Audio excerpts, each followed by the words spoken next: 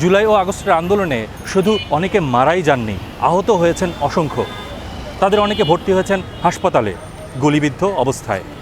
তাদের মধ্যে যেমন রয়েছেন ছাত্ররা, তেমনি রয়েছেন শ্রমিকও। কেমন আছেন তারা? কেমন চিকিৎসা পাচ্ছেন? তারা কেমন করেই বা ফিরবেন স্বাভাবিক জীবনে? আমরা এসেছি রাজধানীর জাতীয় অর্থোপেডিক হাসপাতাল ও পুনর্বাসন প্রতিষ্ঠানে, যা পঙ্গু হাসপাতাল নামে পরিচিত। এই হাসপাতালেই জুলাই আগস্ট আন্দোলন ও গণ অভ্যুত্থানে গুলিবিদ্ধ রোগীদের অনেকেই এসেছেন। এখন এখানে ভর্তিদের একটা অংশ কিশোর ও তরুণ শ্রমজীবী। আমাদের দেখা হয় 14 বছর বয়সী শিশু মোহাম্মদ রাকিব হোসেনের সঙ্গে।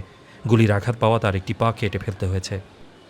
আমার একটা 20 জুলাই আমি চিটাগং সেরুনে কাজ করি। সেরুনে কাজেতে সন্ধ্যা দিক দিয়ে 6-7টা দিক দিয়ে আমি বার হয়েছি কাজেতে। বাসে যাওয়ানোর সময় আন্দোলনে পড়ে গেছি এরপর গুলি কই থেকে গুলি মাছ আমি দেই নেই, আমার পায়েও তাই গুলি রাখি। এই শিশু পড়ছে 9ম শ্রেণী পর্যন্ত। এরপর পরিবারের প্রয়োজনে সবে যোগদান করে একটি সেলুনে কাজ শিখছিল। এর মধ্যেই এলো জুলাইয়ের আন্দোলন।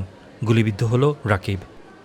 আব্বু সংসার চালাতে কষ্ট দেখে আমার 9 পর্যন্ত পড়ার পদে আসে অনেক কাজ শিখতে দিছে, বাইরে পালানোর এইটা।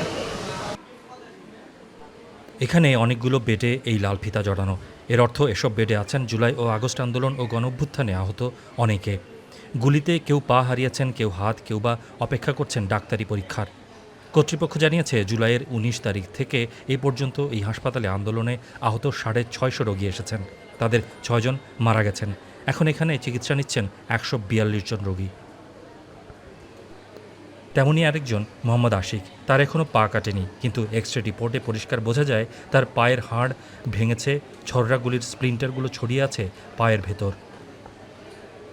গুলি করে দেওয়ার পরে তো আমি ওইখানে পড়ে গেছি, সাহায্য চেয়েছি কয়েকজনের কাছে, ওরা ধরে এসে আমার সাহায্য করছে, ঠিক আছে।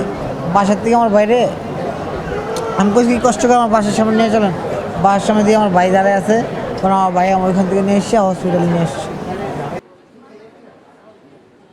আশিকের ভাই মোহাম্মদ রুবেল বললেন, তিনি জানেন না তার ভাইয়ের পা রক্ষা করতে পারবেন কিনা। এখন ওনারা বলতেছে যে পাও থাকতে পারে, নাও থাকতে পারে, এটার সম্ভাবনা কম। তো আমরা বলছি যে চেষ্টা করেন রাখার জন্য, কারণ একটা পাও যদি চলে যায় এই ছেলেটার যে ধাক্কা খাবে সারা জীবন এই ধাক্কা নিয়ে বইতে হবে। বেডে লাল ফিতা বেঁধে এই রোগীদের চিহ্নিত করার কাজটি করেছেন সোহানা ইসলাম ও তার টিম। তিনি একটি এনজিও চালান। সোহানার প্রতিষ্ঠানের মতো আরও কোনো প্রতিষ্ঠান বা ব্যক্তি পর্যায়ে কেউ এখানে কাজ করছেন।